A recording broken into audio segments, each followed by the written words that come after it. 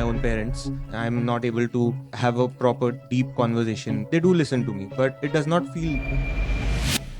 Don't participate in random stuff, that's it. If you're a cancer patient and I'm discussing the stock markets with you, then am I your friend? If a relationship can sustain on falseness, it will continue to sustain on falseness. Challenge the relationship itself. That might be the only way of helping the other, but that's difficult. That's demanding. See whether you are loving enough to do that. It demands a lot of love.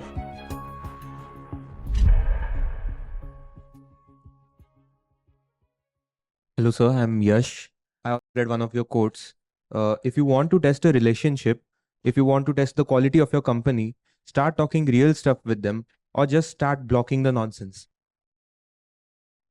Uh, in most of my life, whenever I've had discussions or conversations with anyone, whenever there's a surface level discussion or something that is not diving deep or something related to lies, then everyone wants to pitch in into it. They want to give their own opinions, their own beliefs. Right. But whenever I start to put facts on the table, try to put the truth on the table or question them, the discussion stops. They don't want to pursue it further. Yeah. A recent example of this can be with my own parents. They are very workaholic. Whenever I try to tell them about their health, they should focus more on their health. They try to avoid the discussion. We'll talk about this at a different date, for example. And then the date never comes. So in that case, there's no discussion. I'm not able to have a proper deep conversation with someone who I have a relationship, or I supposedly have a relationship, as if I believe it. And if I try to sugarcoat something and try to have a discussion, they do listen to me, but it does not feel as deep enough as a proper conversation which we might have now. So how do I go about this problem? No, don't participate in random stuff, that's it. If I can't have a truthful discussion, I won't have a false one either. Simple. Obviously, you cannot force anyone, let alone parents, into a discussion. That you cannot do. Basic civility. But then you too can't be forced to participate in gossip. That's it. Let there be silence. But then even I have some worries, like maybe this is a biological response for years of them caring for me. Yeah. Maybe it's a response. Your silence will be your empathy. It will tell them how much you care. If you are a cancer patient and I am discussing the stock markets with you, when you have been very reluctant to have even a proper diagnosis, then am I your friend? Am I your friend? No.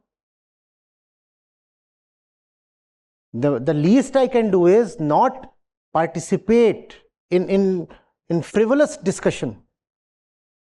And that will tell them something else is important. Something else is important. So, but again, extending to this, now currently I'm in the campus and they are at home, and I have other family members as well.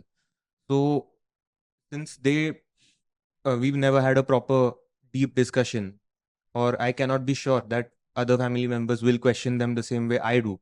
Maybe there's an echo chamber like effect between them, and they never get out of this cycle, and they don't question themselves as much as maybe I would. So within the short time spans during vacations or whenever I call them and try to have discussions, is there some way I can maybe try to at least make them question themselves?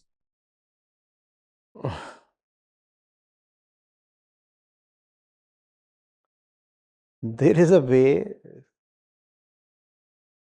It's a demanding way. You see, if a relationship can sustain on falseness, it will continue to sustain on falseness. Right? And in such a relationship, it will be very difficult to bring the other to the truth.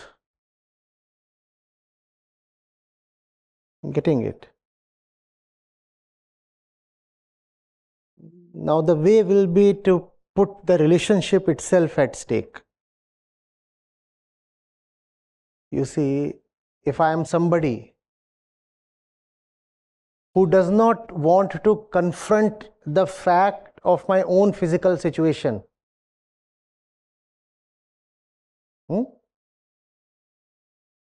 how truthful would I be with respect to someone who is my physical, psychological, and economic product?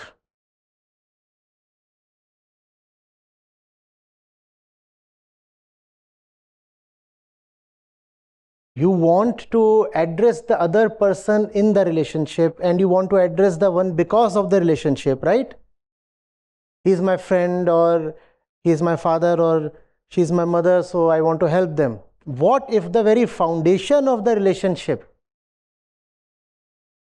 prohibits any truth in the relationship? Because the relationship itself is founded on,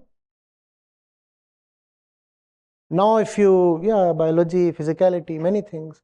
Now if you want to bring the truth to the other, it might be needed that you challenge the relationship itself.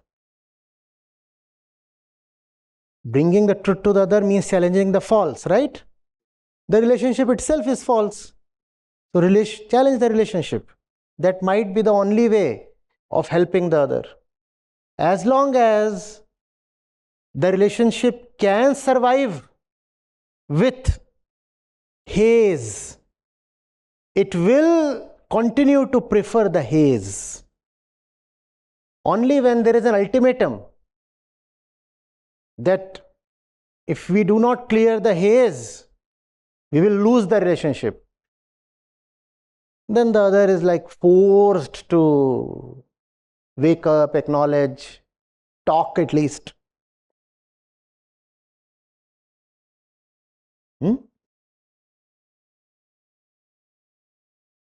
We are sitting here, and in that sense, you have a relationship right now, right? We are interacting, so there is a relationship. Now, suppose you all start spewing gibberish at me. Ultimately, what resort do I have? I'll have to get up and walk away. And I'll say, see, so many of them are there. It's a matter of our collective time. So many man hours are being invested in this process. But you don't want to listen, right? How do I communicate to you? How do I communicate to you that this is important? Ultimately, how do I communicate? I'll have to get up and at least pretend to walk out. No? But that's difficult. That's demanding. See whether you are loving enough to do that. It demands a lot of love. Ironical, no? Threatening to disrupt a relationship actually demands a lot of love in the relationship. Otherwise, you'll have to say, I love you too much to let this kind of relationship continue. Just download the Acharya Prashant app, and there you go to the community section, and you have live testimonials streaming in at the rate of 1 every 5 minutes. I'm seeing lives change in thousands, if not millions, every day in front of my own eyes. We are doing it. Right. We have actually done it. Join the community of more than 2 lakh participants on the Acharya Prashant app. Your first month is completely free. You'll get full access to Gita Mission. On the app, you will get regular live sessions, daily exclusive conversations with Acharya Prashant, access to the vibrant Gita community, wisdom exams, curated news, audiobooks, quotes, and much more. Search Acharya Prashant on Google Play Store or Apple App Store and download now.